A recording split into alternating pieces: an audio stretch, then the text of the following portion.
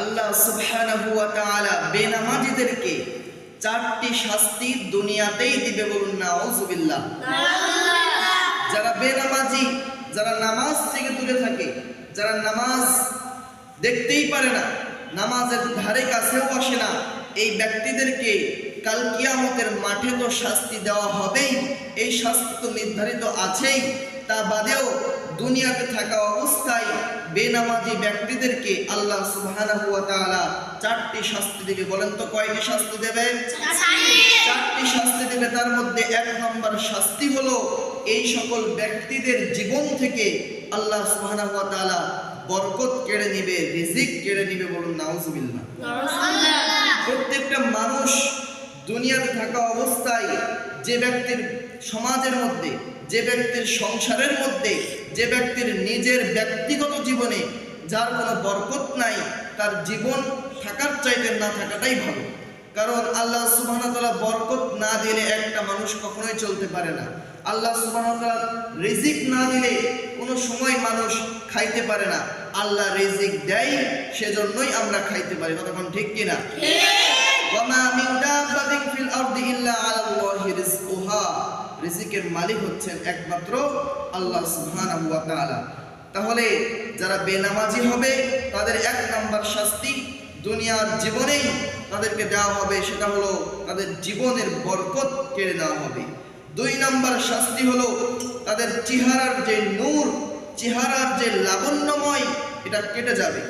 আল্লাহ সুবহানাহু ওয়া তাআলা বলেন, আমি প্রত্যেকটা মানুষের মুখমণ্ডল নিজ হাতে তৈরি করেছি। সুবহানাল্লাহ।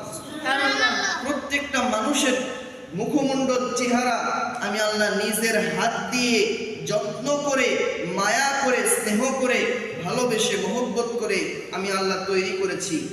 এই বান্দা যদি নামাজ থেকে দূরে থাকে, নামাজ থেকে গাফেল থাকে, আমি আল্লাহ নিজেই ওই ব্যক্তির চেহারা বিকৃত করে দেব, বলুন নাউযুবিল্লাহ। তাহলে দুই নম্বর আযাব। তিন নম্বর আযাব হচ্ছে সে ব্যক্তি নামাজ না পড়ে যদি সে আল্লাহর কাছে দোয়া করে, আল্লাহ আমাকে এটা দাও, আল্লাহ আমাকে ওইটা দাও, আল্লাহ বলে তোর দোয়া কবুল করার মতো আমার কোনো ঠেকা পড়ে নাই। কারণ তুই আল্লাহর গোলামি করিস না, তুই আমি আল্লাহর গোলামি করিস না, আমি আল্লাহর দাসত্ব করিস না, তুই আমি আল্লাহকে ভালোবাসিস না, আমি আল্লাহর হুকুম নামাজ পড়িস না, আমি আল্লাহ তোর দোয়া কবুলও করব না। নাউযুবিল্লাহ। আপনি নামাজ পড়েন, নামাজের পর অর্থাৎ নামাজের মধ্যেই আপনি আল্লাহর কাছে দোয়া করেন, তাহাজ্জুদের নামাজের পর আপনি আল্লাহর কাছে দোয়া করেন, আল্লাহ সুবহানাহু ওয়া তাআলা 100% আপনার দোয়া কবুল করবে। তার প্রমাণ ওয়া ক্বালা রাব্বুকুম উদউনি আস্তাজিব লাকুম। আল্লাহ বলছেন, যখন আমার বান্দারা আমার কাছে চায়, আমি আল্লাহ প্রথম আসমানে নেমে এসে তাদের দোয়া কবুল করে দিই, বলুন সুবহানাল্লাহ। তাহলে তিন নম্বর শাস্তি হলো তাদের কোনো দোয়া আল্লাহ সুবহানাহু ওয়া তাআলা কবুল করবেন না। চার নম্বর শাস্তি হলো এই বেনামাজি ব্যক্তি যখন মরে যাবে, মরে যাওয়ার পর কোনো হুজুর বা কোনো আলেম যদি এই ব্যক্তির জন্য দোয়া করে যে আল্লাহ আপনি এই ব্যক্তিকে জান্নাতের মালিক বানায় দেন, জান্নাতের মধ্যে দিয়ে দেন, আল্লাহ তখন বলবে যে এই ব্যক্তি বেনামাজি ছিল, এই ব্যক্তির জানাজায় দাঁড়ানোটাই তোমাদের ঠিক হয় নাই। নাউযুবিল্লাহ। বেনামাজি ব্যক্তির দুনিয়াতেও সম্মান নাই, আখিরাতেও সম্মান নাই, সারা দুনিয়ার কোথাও সম্মান নাই। এই জন্য নামাজ সবচাইতে বড় ইবাদত। নামাজ আমাদেরকে সর্বপ্রথম আদায় করতে হবে।